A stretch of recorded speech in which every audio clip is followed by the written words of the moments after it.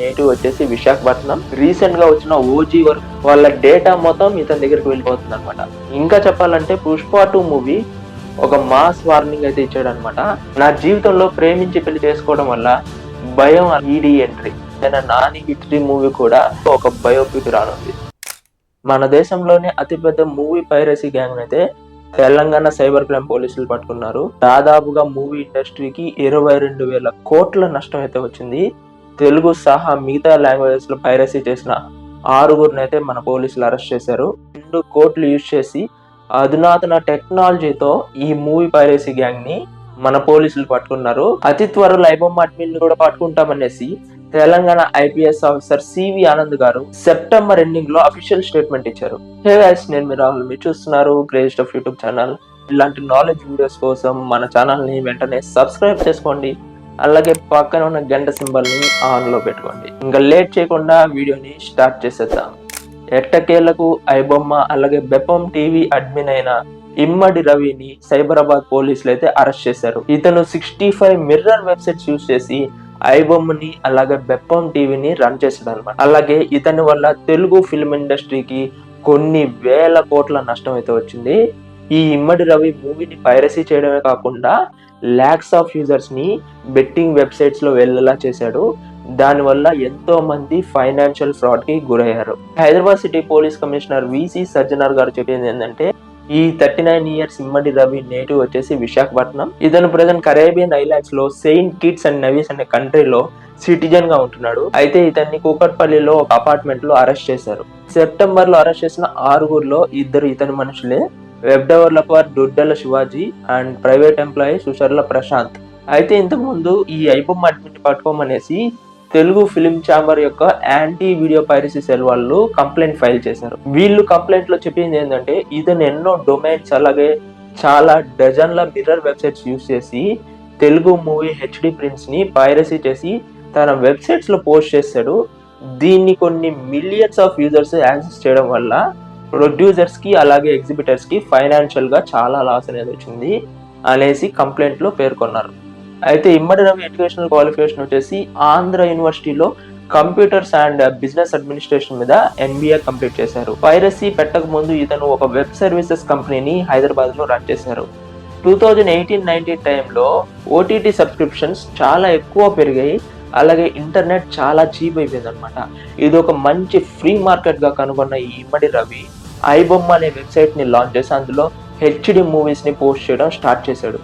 అయితే లాక్డౌన్ టైంలో ఈ ఐబొమ్మ వెబ్సైట్ అనేది చాలా పాపులర్ అయిపోయింది. One of the most visited pirated websites గా ఇది టాప్ ప్లేస్ లో నిలిచింది అనమాట.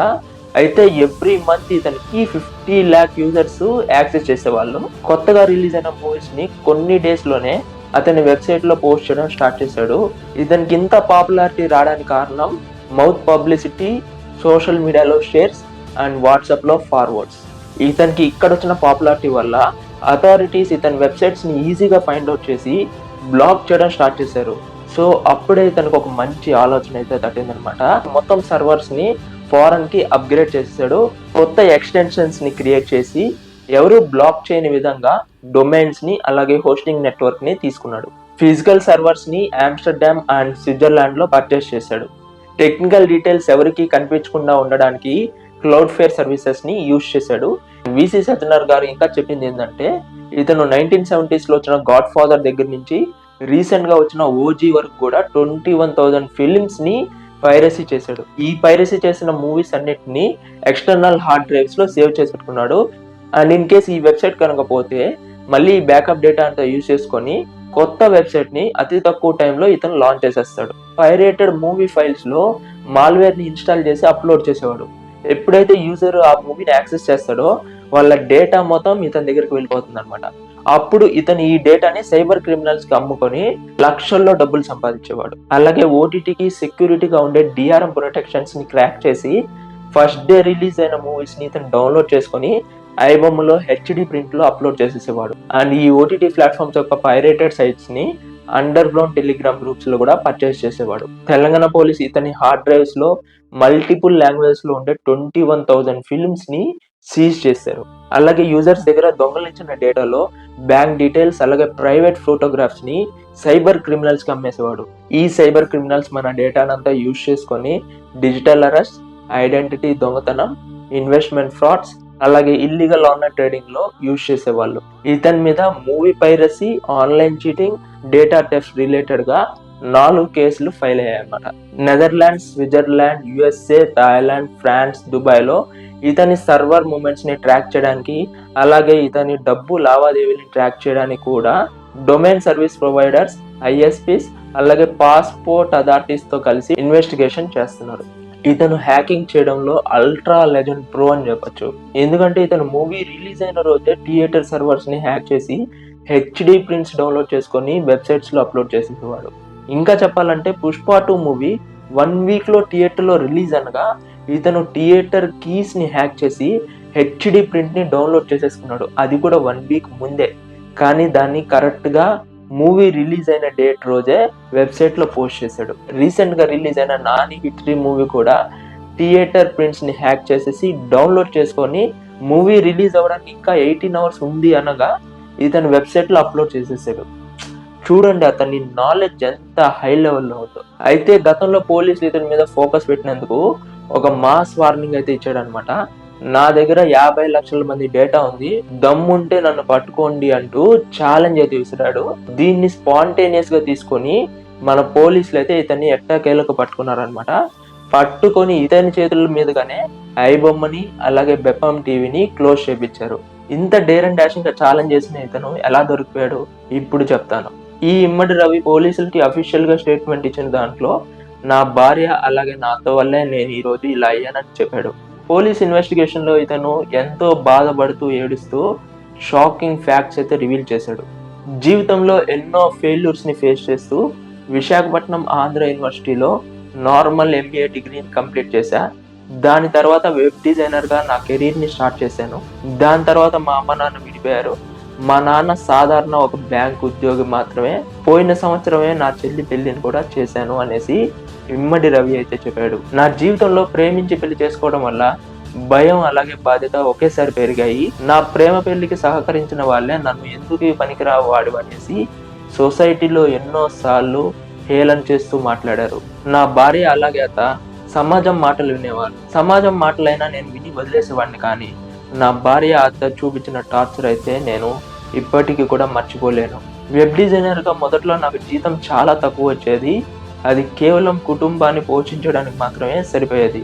కానీ నా అత్తకి నా భార్యకి డబ్బులు ఇవ్వడానికి నా దగ్గర రూపాయి కూడా ఉండేది కాదు. వాళ్ళిద్దరు పెట్టిన ప్రెజర్ ని తట్టుకోలేక నాకున్న వెబ్ డిజైనింగ్ ఎక్స్పీరియన్స్ తో ఐబొమ్మ వెబ్సైట్ ని స్టార్ట్ చేసి హెచ్డి మూవీస్ ని పోస్ట్ చేస్తూ వచ్చాను. 2021 సెకండ్ వేవ్ టైంలో ఐబొమ్మ వెబ్సైట్ కి చాలా పాపులారిటీ వచ్చింది. దానివల్ల నేను బెట్టింగ్ యాప్స్ అలాగే లోన్ యాప్స్ ప్రమోట్ చేసి అక్షరాల 75 లక్షలు సంపాదించాను. ఆ రోజు నా ఆనందానికి అవధులు లేవు. అలాగే ఇంటికి వెళ్ళి నా అత్తకి నా భార్యకి జరిగిందంతా ప్రూఫ్ తో సహా చెప్పాను. కానీ వాళ్ళు నా మాటలు అస్సలు నమ్మలేదు. అప్పుడే నాకు అర్థమైంది వీళ్ళు నన్ను వదిలించుకోవడానికి ట్రై చేస్తున్నారు అనేసి. నేను ఈ పైరసీ దారిని ఎంచుకోవడానికి ముఖ్య కారణం వాళ్ళిద్దరే. వాళ్ళు నన్ను ఎన్నో సార్లు ఏడిపించారు. ఆ రోజు నేను నిర్ణయించుకున్న డబ్బు ఎంత ముఖ్యమో అని. ఈ రోజు నేను మీకు దొరికిపోవడానికి గల కారణం కూడా వాళ్ళే అని నాకు 100% తెలుసు అంటూ ఇమ్మడి రవి పోలీస్ ఇన్వెస్టిగేషన్ లో చెప్పారు. ఇతను మహారాష్ట్రలో ప్రహ్లాద్ కుమార్ అనే ఫేక్ నేమ్ తో ఆధార్ కార్డ్ అలాగే పాన్ కార్డ్ కూడా తీసుకున్నాడు. ఇతనికి క్రిమినల్ మైండ్ సెట్ ఉంది అనేసి Hyderabad city police commissioner VC Sajjanar గారు చెప్పారు. ఆయన భార్య ఇన్ఫర్మేషన్ ఇవ్వడం వల్ల కాదు, మేము నిఘా పెట్టడం వల్లే దొరికాడు అనేసి పోలీస్ టీమ్స్ అయితే చెప్తున్నాయి. అయితే రీసెంట్ గా ఇమ్మడి రవి బెట్టింగ్ యాప్ ప్రమోషన్ చేశాడు. దానికి రిలేటెడ్ అమౌంట్ ట్రాన్సాక్షన్ చేయించుకున్నప్పుడు ఆ ఐపీ అడ్రస్ ని పోలీసులు పట్టుకున్నారు. ఆ ఐపీ అడ్రస్ ని ట్రాక్ చేయగా అది మూసాపేటలోని విస్తా అపార్ట్మెంట్స్ లో ఉంటున్న పర్సన్ అని తెలిసింది. అప్పుడు పోలీస్ టీమ్స్ అని అక్కడ నిఘా అయితే పెట్టారు. కరెక్ట్ గా November 14th ఇమ్మడి రవి ఫ్రాన్స్ నుంచి ఇండియాకి వచ్చాడు. November 15th పోలీసులు అతన్ని అరెస్ట్ చేశారు. అలాగే అరెస్ట్ చేసిన వెంటనే అతని దగ్గర ఉన్న ఎన్నో వందలాది హార్డ్ డిస్క్, అతని బ్యాంక్ లో ఉన్న 3 crores మనీ అండ్ అలాగే అతని బ్యాంక్ అకౌంట్స్ ని పోలీసు సీజ్ చేశారు. అయితే అతను కరేబియన్ ఐలాండ్స్ లో ఉంటూ ఈ 2 వెబ్సైట్స్ ని నడిపించాడంటూ ప్రూవ్ చేయడానికి హైదరాబాద్ పోలీస్ నాంపల్లి కోర్టులో పిటిషన్ వేశారు. అయితే కోర్టు పోలీస్ వాళ్ళకి 5 డే కస్టడీని అయితే గ్రాంట్ చేసింది. ఇప్పుడు ప్రెసెంట్ అతను ఇన్వెస్టిగేషన్ లో ఉన్నాడు. ఈ అరెస్ట్ న్యూస్ తెలిసిన వెంటనే టాలీవుడ్ సినీ పెద్దలు చిరంజీవి గారు, నాగార్జున గారు, అలాగే ఎస్ఎస్ రాజమౌళి గారు, విసి సజ్జనార్ గారిని కలిసి కంగ్రాచులేషన్స్ చెప్పారు. ఎందుకంటే 2024లో కేవలం మూవీ పైరసీ వల్ల తెలుగు ఫిల్మ్ ఇండస్ట్రీకి అక్షరాల 3,700 కోట్ల నష్టం వచ్చింది. లేటెస్ట్ అప్డేట్ ఏంటంటే ఐబొమ్మ రవి కేసులో ఈడీ ఎంట్రీ, మనీ లాండరింగ్ జరిగినట్టు అనుమానిస్తున్నారు. ఇప్పటికే రవి బ్యాంక్ అకౌంట్ లో నుంచి 3.5 crores ని సీజ్ చేయగా ఇంకా విదేశీ బ్యాంక్ అకౌంట్స్ నుంచి ఇతని బ్యాంక్ అకౌంట్ లోకి తరచుగా చాలా పెద్ద మొత్తంలో ట్రాన్సాక్షన్స్ అయితే జరుగుతున్నాయనేసి కనుగొన్నారు. అలాగే every month 15 lakhs crypto wallet నుంచి కూడా అమౌంట్ ట్రాన్స్ఫర్ అవుతున్నాయి. వీటన్నిటిపై ఇన్వెస్టిగేషన్ చేయాలంటూ ఈడీ హైదరాబాద్ సిపికి లేఖ రాసింది. అయితే రవిని ఎన్కౌంటర్ చేసేయాలని మరొకరు ఇలా ట్రై చేసినప్పుడు రవి ఎన్కౌంటర్ గుర్తొచ్చి ఆగిపోతారనేసి Telugu producer C Kalyan sensational comments చేశారు. అయితే తను ఇదంతా కడుపు మంటతో బాధపడుతూ చెప్తున్నాననేసి అతను స్టేట్మెంట్ లో చెప్పారు. అండ్ మరొక లేటెస్ట్ అప్డేట్ ఏంటంటే ఐబొమ్మ రవి మీద సినిమా రాబోతుంది. ఎస్, మీరు విన్నది నిజమే. ఇతని స్టోరీని బేస్ చేసుకొని మన తెలుగులో ఒక బయోపిక్ రానుంది. ఈ ఐబొమ్మ రవి మీద మీ ఒపీనియన్ ఏంటో ఖచ్చితంగా కింద కామెంట్ సెక్షన్ లో చెప్పండి. మీరు ఐబొమ్మ రవికి సపోర్ట్ చేస్తున్నారా లేదా అపోజ్ చేస్తున్నారా అనేది కూడా కింద కామెంట్ సెక్షన్ లో తప్పకుండా చెప్పండి. ఈ వీడియోని మీ ఫ్రెండ్స్ అండ్ ఫ్యామిలీకి తప్పకుండా షేర్ చేయండి. Thank you for watching. See in the next video. Jai Hind.